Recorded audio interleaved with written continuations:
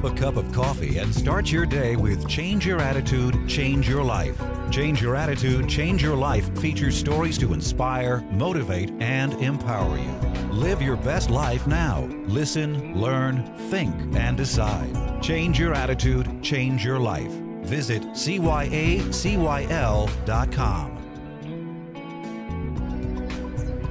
Welcome to Change Your Attitude, Change Your Life. I'm Joan Herman. Thanks for tuning in. If you're a single woman, finding the right man may seem like an impossible task. In our current culture of female empowerment, in which so many women are thriving, we still keep hearing that there are no good men from which to choose. Today's guest, Dr. Wendy Walsh, a clinical psychologist and former co-host of The Doctors, argues that men are living in a high-supply sex world and they react by getting exactly what they want up front without any pressure to commit or create a supportive family unit. Dr. Walsh offers a roadmap to finding love that is both practical and empowering. She's the author of the new book, The 30-Day Love Detox, Cleanse Yourself of Bad Boys, Cheaters, and Commitment Phobes, and Find Your Perfect Relationship. Dr. Walsh is featured as CNN's human behavior expert and has appeared on the Today Show, Good Morning America, and The View. Welcome, Dr. Wendy. Thanks for joining us today. Hello, how are you? I'm so happy to get this message out there. Oh, as I was reading the title of your book, Bad Boys, Cheaters, and Commitment Phobes, that about sums it up in my life. Well, you have to remember that even good guys who want to commit are sort of being forced to behave in bad boy ways because of the sexual strategies that women are using. And I'm very excited that you're here today because, after reading the first chapter of your book as a newly divorced single woman, I wasn't sure if I wanted to cry, laugh, or jump off a bridge. You really set the stage. I got to warn everybody, there's just 50 pages to hell before you get 200 pages to heaven. Well, you know what? We're going to start off with the hell. Okay. Dr. Wendy, what is going on today? We have dating shows, dating websites, dating books, dating experts. We're a culture of addicted daters. Is anyone finding love, the kind that lasts? Not as many as should be. And let me explain what's going on. We're living in what I call a high-supply sexual economy. And what that means is the price of sex has dropped from, our grandmother's generation, sex cost about at least a year of dating. In my generation, it was 3 dates. Remember the 3-date rule? Yeah. Now the price of sex has dropped to the barrel-bottom price of one well-worded text. But the good news is that this is sort of a natural byproduct of the economic rise of women. For every 2 guys that graduate college, there are 3 women. Women make up the majority of the workforce. In the age 20-something demographic, women are making more money than their male peers here in big cities in America. So as a result, when women make money, they say to themselves, well, I don't need a guy to marry me so that they can support me and my offspring in a contract called marriage. I can just enjoy the pleasures of my body and own my own orgasm. And that all sounds very well and good until you learn that 2 things happen to men in a high-supply sexual economy. The first is they lose ambition, and we're seeing this slew of books out, like one called Manning Up, How the Rise of Women Have Turned Men into Boys, and another one called Failure to Launch. What's happening is one of the reasons why men competed against other young men to make money is so they could afford a higher status woman or have access to more women that were, it was expensive to wine them and dine them. But now they can sit in their mom's basement till they're 30 playing Xbox and ask you to text in a naked picture of yourself. So, I was going to say, why buy the cow when you can text in a herd any night? That's what I keep thinking. It's back to that, why buy the cow when the milk is free? We heard that from our mothers and grandmothers. Yeah, but it's a little different now. And the other thing, by the way, that happens to men is they lose an ability to commit because, they don't have a fertility window. They're on an agenda like 80% of the women who will become mothers are. So there comes the big conflict. Then you add to that the fact that there's far more female-to-female competition than there's ever been. We've got these mothers, these MILFs, mothers I'd like to finagle into my bed. Remember, 14 million single mothers are raising 1 in 4 kids, and a mother's place used to be in the home, not the bar and the gym. Right. But they're out there competing for men as well. Then there are the cougars. Yeah. It used to be socially wrong for older women to chase down young men, but now they're tempting our future boyfriends with their wallets and their free sex. And then there are what I call the porn industry. 30% of all content on the internet is pornography.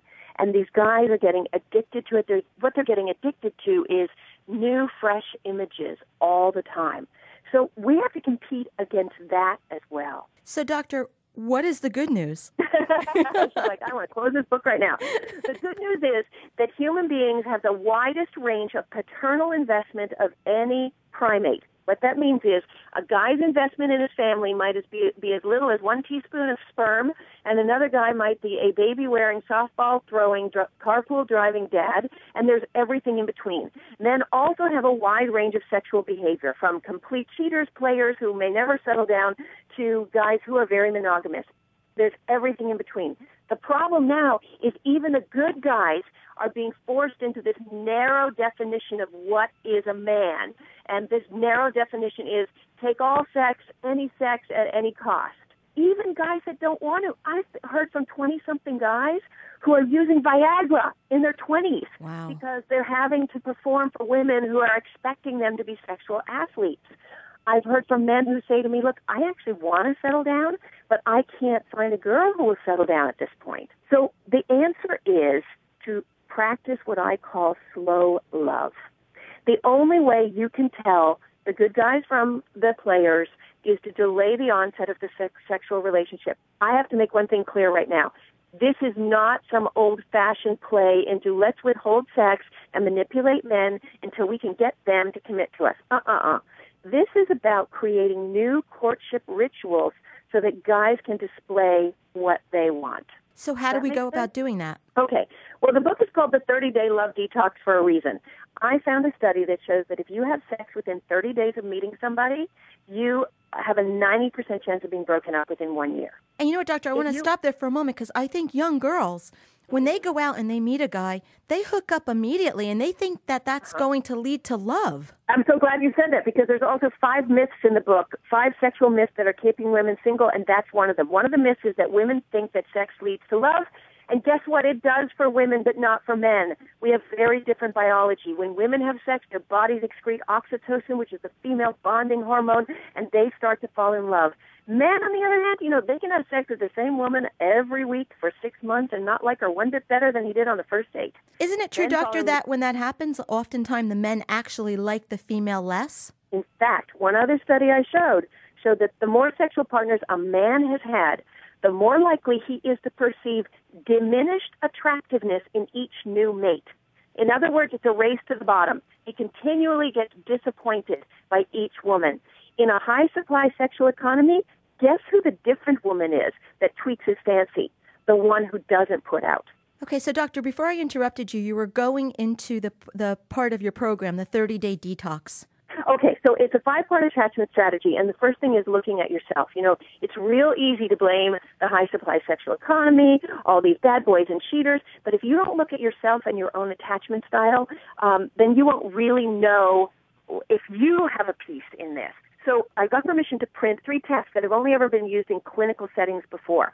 They're your attachment styles. You can test your own attachment style to see if you're anxious about intimacy, whether you crave intimacy so much you smother guys, or whether you're kind of emotionally avoidant and you're having trouble connecting emotionally, so you're using hookups as a way to create distance. Then I'm going to ask you to look at your sexual strategies. The biggest mistake women make is they use short-term strategies to try to get a long-term relationship. And then I ask you to look long and hard at gender and gender roles. There are a lot of women out there who keep saying, I need a man who's bigger, stronger, more powerful than me. And meanwhile, they're so powerful and they make so much money. So they may need to look at a caregiving man as being a great partner for them. Then I ask women to make a relationship life plan. Women are great planners, by the way. We plan our education, we plan our finances, we have pension plans, we plan weddings. But do we plan our relationship life plan? Do we look at our fertility window and say, okay, when am I actually going to settle down? What kind of guy is that going to be? How am I going to target that guy? Then we start to look at men and targets. And by the way, it's not about getting one particular man to commit to you. It's about you saying yes to the right kind of man. And that man has to be at his state of readiness. So it's a lot of tips and tricks of how to find a man at his state of readiness. And then, of course, how to court him in a way that he thinks he's picking you. Well, Doctor, I think that's a very good place for us to take a break. We're going to take a break for this week's Good Life Tips. Stay with us for information to help you make the positive life changes that we talk about on the show. When we return, I'll continue my discussion with Dr. Wendy Walsh. We'll be right back.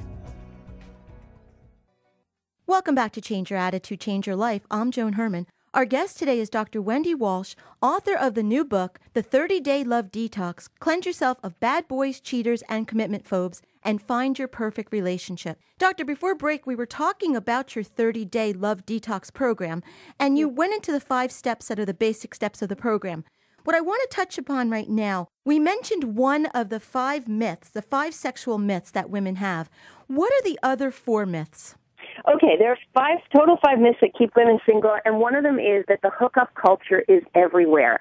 The hookup culture, one where all these young singles are out having sex with absolutely no connection, is actually more myth than anything else. In fact, 25% of college students are still virgins, and they put religion as the 3rd reason down the list of why they're choosing virginity. It's because they want to put their education and career first. So I think that it's important to understand that the danger of this myth is that it normalizes the behavior for women. So they have their women friends even saying, hey, everyone's doing it, or I did it. And they have the men friends saying, if I don't get it from you, I'll get it from somebody else. So it puts subtle pressure on women to have sex before they are ready, or to perform sexual acts that they're not ready to perform. So the second myth that's keeping women single is that sexual chemistry helps relationships. Now, this was a hard one for me to completely understand, because I always thought that, you got to have sexual chemistry to have a nice, healthy relationship, right? People are out there auditioning people for sexual prowess instead of their ability to be a good partner, instead of their ability to be a good father. They're just wondering if they'll be a good sexual athlete. The truth is, the higher the sexual heat at the beginning of a relationship, the worse the relationship outcomes. And this is a study done of 2,000 couples, and they found that what it takes to have good sex, almost any couple who has emotional intimacy and a friendship can create that. That's a lot easier to figure out down the road. But if you start with heat, as soon as that sexual energy starts to decline, you think you've fallen out of love because you're confusing love with sexual passion. The third myth is that people have sexual needs. Now, of course, men's sexuality is very different from women. They're a little more like basic plumbing. They need to clean the pipes whenever they need to clean the pipes. Some men it's every day, sometimes it's once a week, sometimes it's once a month, whatever. They're all different. But women, on the other hand, their sexuality is responsive, meaning that everything sort of dies down until they meet someone they're really into, and everything charges up again. They are less likely to replace their boyfriend with pornography and masturbation, as men might be. Women are less likely to ever use pornography. Women's sexuality is this interesting mix of psychology, sociology, and physiology. So it's more like sometimes women have a desire to be desired. They have sex for all kinds of reasons. And one great example to show why women's sexuality is so different from men's is that no pharmaceutical company has ever come up with any kind of libido-enhancing drug for women, because our sexuality is just too complicated. So the idea when I hear women say, oh, but what about my sexual needs? Is I say to them, what are you doing? Are you responding to a highly sexualized culture and, naked men on billboards and on Facebook? Or do you really have the same kind of sexual needs as men, or have you adopted a male model of sexuality that might not be good for your biology? And the fourth one we talked about, that women believe that sex leads to love, which it doesn't. And the last one, the last sexual myth is that people believe that promiscuity can be turned off. That basically they can sow their wild oats when they're young, and when they're ready, they will just settle down and everything will be fine. But actually, you're training your body. You're training your body to have a kind of sexual orientation, a sexual pattern. And the only way to train for monogamy, the only way to train for a long-term relationship is to either be monogamous or abstain. Doctor, what are the 4 evolutions of love? What is the process that we should aspire to? Well, this is interesting because people have this widespread definition of love when actually love is many, many, many things. A good, solid relationship often starts with what I call sexual passion love, where you have this, physical reaction to somebody, the sight and the smell, and you become aroused around them. Now, obviously, sex doesn't have to take place just because you have sexual attraction. I just want to make that clear. Because the next step of love is romantic attraction love, where you fall into that delusion that the person is perfect. Where, sometimes it's enhanced with, flowers and chocolate and wine, and you're running around telling your friends. We've all had a friend who's fallen deeply in romantic love, and we're like, all right, already, well, she stopped talking about that guy, where you just believe they're absolutely perfect. But then at a certain point, the dopamine rush of sex and romance gets, your brain gets kind of used to it, and it doesn't work the same way, and everything dies down a bit. And then you look at each other and you say, wow, okay, so he's not so perfect. He's got some flaws, but I do remember what I was attracted to him at the beginning. And you create intellectual commitment love. And in fact, research has shown that couples that stay together the longest have the biggest intellectual commitment. That means they've made a decision to stay attached when it's not so exciting.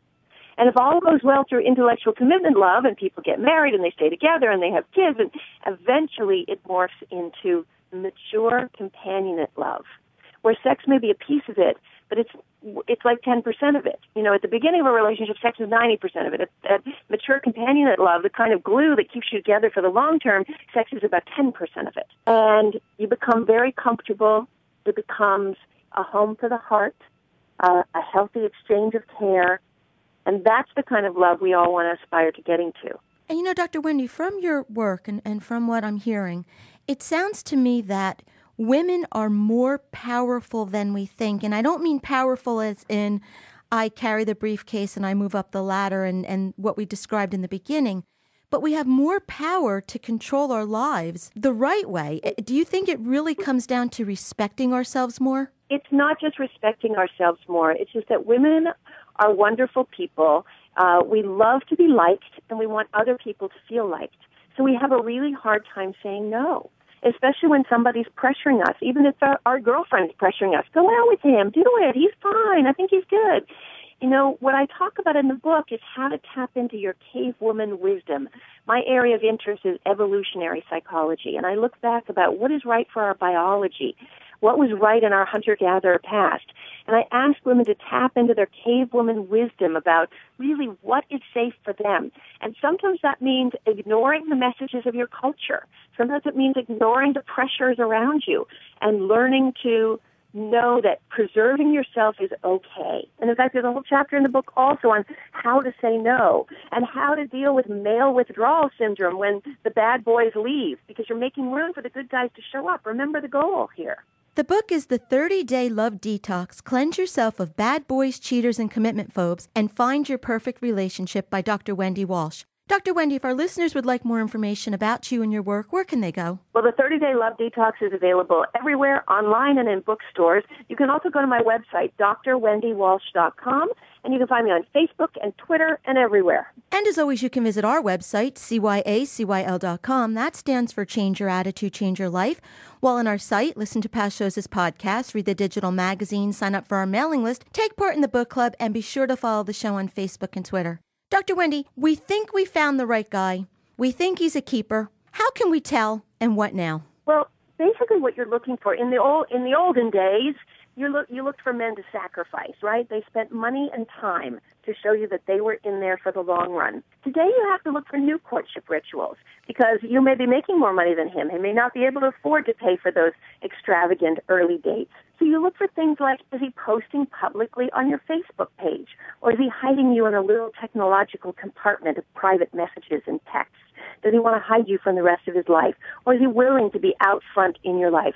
Is he willing to meet your friends and family? If he doesn't have a car and he can't drive and pick you up for a date, is he willing to take the subway and come pick you up and sacrifice the time it would take to do that? So what you're looking for is a guy to sacrifice, as you would do for a guy that you like. Dr. Wendy, thank you so much for spending time with us today. As I said, when I first read it, I wasn't sure if I should laugh or cry, but I think now everyone can agree that there's a lot of reasons to be happy. And we just have to really get a different mindset about how we're putting ourselves out there. The good news here, the big, exciting good news, is that women, single women in this generation, have the benefit of social science to really back them up. And if you just step back and look at love's playing field, it's a lot easier to have good strategies. Well, that's well said, and thank you. I feel so much better now. Thanks for being with us, and I look forward to having you come back. I love your work. Thank you. Contact me anytime. Take care. This is Change Your Attitude, Change Your Life. I'm Joan Herman. Thanks for tuning in.